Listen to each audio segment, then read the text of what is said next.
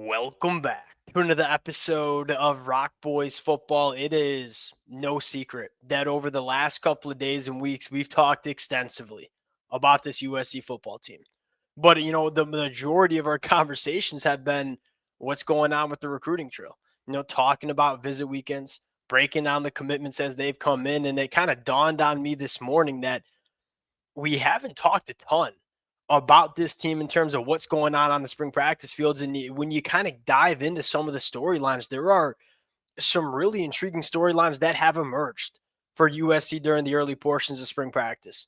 Want to get into some of those storylines, talk about some names that are generating some buzz.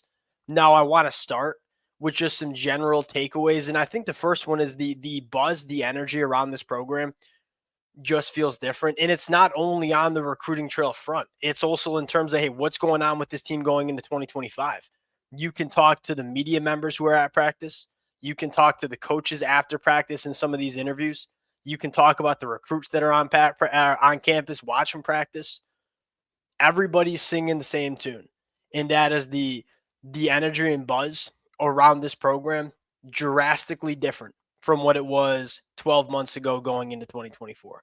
And I think the second takeaway, specifically as it relates to the defensive side of the football, is that this team feels much further along than it did at this point last year. I mean, go back to last year's the post Caleb Williams era. You had a new defensive coordinator in Danton Lynn coming in with a brand new coaching staff with brand new football players.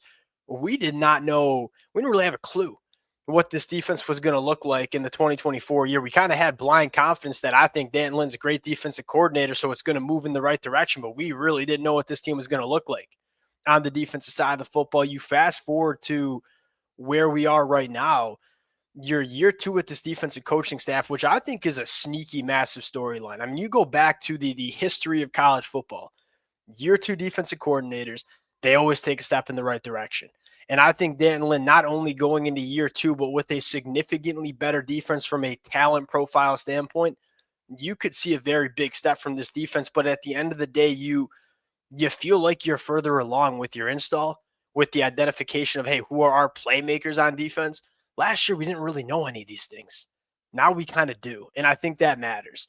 Now, I want to get into some names that are generating some buzz. I want to get into some nitty-gritty conversations about this football team, about this depth chart. Before we get into it, as always, the USC fans, I can't thank you guys enough. It's been so fun talking this team, not only in spring practice, but also on the recruiting trail. And the amount of USC fans who have shown out to the boys and shown support to the fellas over the last couple of days and weeks as we've broken down the commitments, been amazing. Appreciate you guys. If y'all do enjoy the content, consider subscribing to the channel. Without further ado, let's get into it. And let's start with, what I think is a really intriguing storyline, and that is a potential shakeup in the secondary, primarily with regards to cornerback DJ Harvey, who's coming over from San Jose State. And look, DJ Harvey is, probably the most reliable cornerback that you have on this roster right now. And that's not saying that Marcellus Williams can't emerge as a dude for USC in 2025. But as we sit right now, if there's a cornerback that you kind of have a feeling is going to be on the football field a lot, is DJ Harvey. The intriguing storyline is DJ Harvey getting a little work at nickel, which to me intrigues me because I look at DJ Harvey, I look at the athletic profile.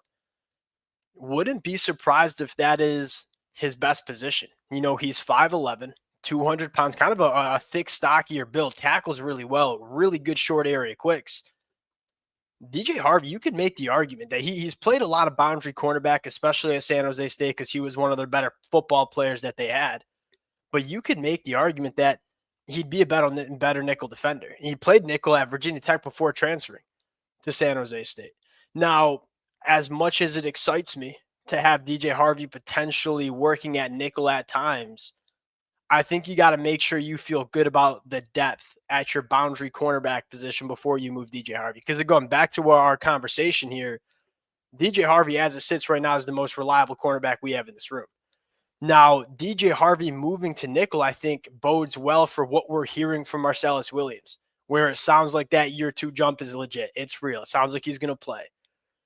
DeCarlos Nicholson, we know can play at a decent level. Is he going to be a guy that we can feel comfortable starting out there on the boundary? What about Braylon Conley going into year 2? What about some of the freshmen coming in? I think before you make that full-time transition for DJ Harvey to nickel, which really could work for USC, you want to make sure that we feel good about the boundary cornerback position. And the pure fact that DJ Harvey's getting some looks at nickel is, to me, a good sign for some of the young development that we have in the boundary cornerback room. I think all USC fans agree the best version of USC in 2025 probably includes Marcellus Williams playing some damn good football for USC. And we're kind of hearing the buzz around that being a true fact for USC in 2025. The safety room, I feel good about in terms of you got 2 veterans in Kamari Ramsey and Bishop Fitzgerald who played a lot of football, have played a lot of football at a high level. You probably feel really good about them being your starting safeties. And again, I think Bishop Fitzgerald is flying under the radar. I was going back and doing some work on Bishop Fitzgerald. He played over 700 snaps last year, power 4 level.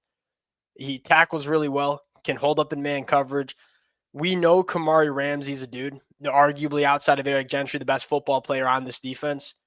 I think Bishop Fitzgerald has the opportunity to be a massive upgrade from a guy like Zion Branch or from a guy like Achille Arnold. And then the progression from a guy like Marquise Gallegos or potentially freshman Alex Graham, who sounds like he's generating some buzz, that excites me. The secondary room, kind of very similar to the conversation that we have about the linebacker room, is we're excited about the pieces. We're just probably trying to answer some questions from a depth standpoint. You look at that linebacker room, Desmond Stevens, Eric Gentry, those are some athletic profiles that are exciting. Now, are we deep enough behind those two? It's probably the question you got to answer. And then the defensive line, look, buy your stock in it. It's probably the best unit on this football team, which is crazy because it was by far the worst on this football team last year. Now it's the best. They've completely flipped this room, and it's going to even get better because look at what USC is doing on the recruiting trail. They are stacking big bodies from the high school ranks. Interesting to monitor what the secondary shakes out to be over the rest of spring practice going into fall camp. And I think the last question is, hey, does USC need to go grab one more body? I wouldn't mind it personally. Just one more experienced body that maybe can give you some versatility at boundary cornerback, potentially nickel. Going over to the offensive side of the football, I think the main storyline here, and we're going to pull up something because I want to talk about this as well, is who's going to be wide receiver 3. You're hearing some buzz around some names, right? You know that Jacoby Lane and Mekhi Lemon are your top 2, arguably the best wide receiver duo you see in the country. Is it going to be DJ Jordan? Is it going to be Prince? Is it going to be Corey Sims? Is it going to be Jay Fair? You're kind of looking for that third wide receiver. It's kind of a thin room that has some talent, but hey, we got to figure out who our third wide receiver is. Now, a potential answer here is Emmett Mosley in the portal. We talked a lot about David Bailey 2 weeks ago, and it sounded like David Bailey had like a $2 million price tag on him. Chad Bowden is not going to make that investment for 6 months, and I don't blame him for not doing it. Look, if David Bailey wanted to come to USC and the numbers made sense, go make it happen. He's going to make your team better.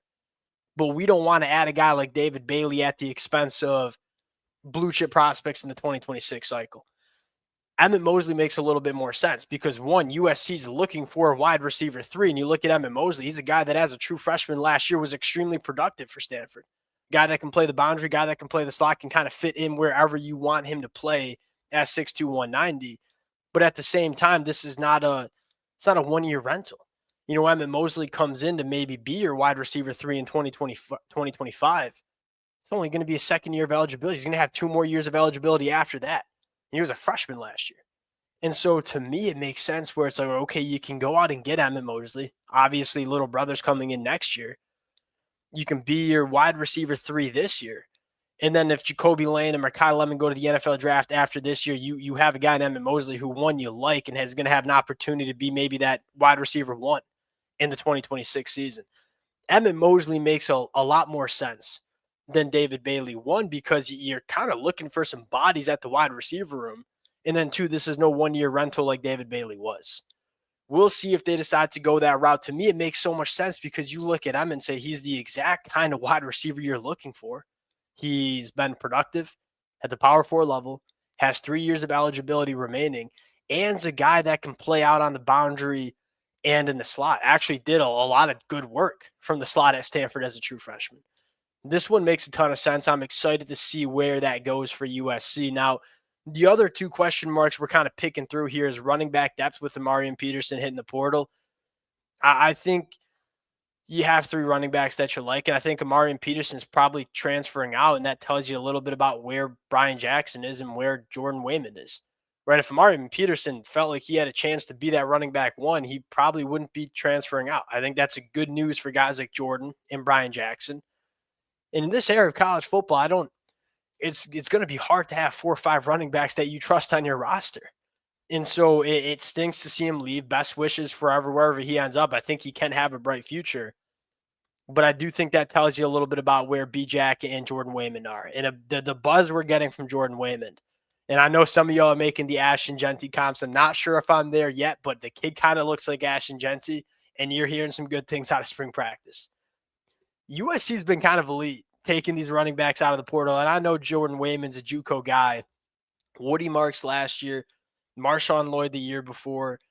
Their evals with these mid December additions at the running back position have been kind of nails. Last question, and now we had a quarterback question heading into spring. It sounds like Jaden's kind of the quarterback one, which to me, if I'm a USC fan, I know I was very vocal that I think Hassan Longstreet had a chance to start, especially if Jaden Maeva didn't take the steps we thought he was going to take. Look, at the end of the day, if you're a USC fan, you're just looking for a quarterback to emerge. And it sounds like Jaden might be doing that. Right tackle position. Yeah, I don't know if we're going to get an answer to this. It sounds like DJ Wingfield's going to stay at guard, which I'm personally a fan of because then you have 4 good positions, right? Elijah Page at left, Wingfield at left guard, Reed at center, Alani Noah at right guard. We got 4 positions that we feel pretty damn good about. Now we only got to figure out one. Now, if you move DJ Wingfield to right tackle, now you're still trying to figure out right tackle, but then you also have question marks about the guard spot. To me, it makes sense to keep DJ Wingfield, the guy that we know can play at guard. Tobias Raymond and Justin T. I don't know if we'll get an answer. Here's where we'll find out the answer for the right tackle battle. Does USC go out and try to add a big name at tackle in the portal? Because if they don't, then it probably tells us that they feel confident that one or both will be ready.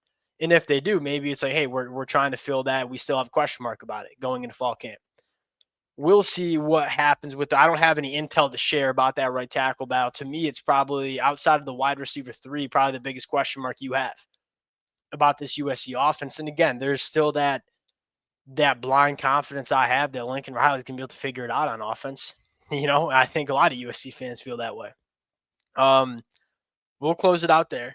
Again, don't let the recruit. Hey, we're going to continue talking about the recruiting trail. Don't get me wrong, but don't let it distract you from this team kind of coming together going into 2025 as well. And look, 2025 is a big year. You want to, and it doesn't have to be a national championship year. Look, the standard for USC fans, you all want to win national championships. I get that. You want to make sure you're showing improvement and showing the rest of the country that, hey, this program's going in the right direction. You better get on the train or you're going to get run over. That's what you want to do. You don't want to take a step back in 2025 because that kind of holds up the momentum you're building on the recruiting trail too. 2025 is a big year. It feels like an inflection year, quite frankly, for Lincoln Riley and his tenure at USC. They're doing everything right off the field. It's got to come together on the field too. Appreciate you guys rocking with it. If y'all do enjoy the content, consider subscribing to the channel. Appreciate you guys, and we'll talk to y'all later. Peace.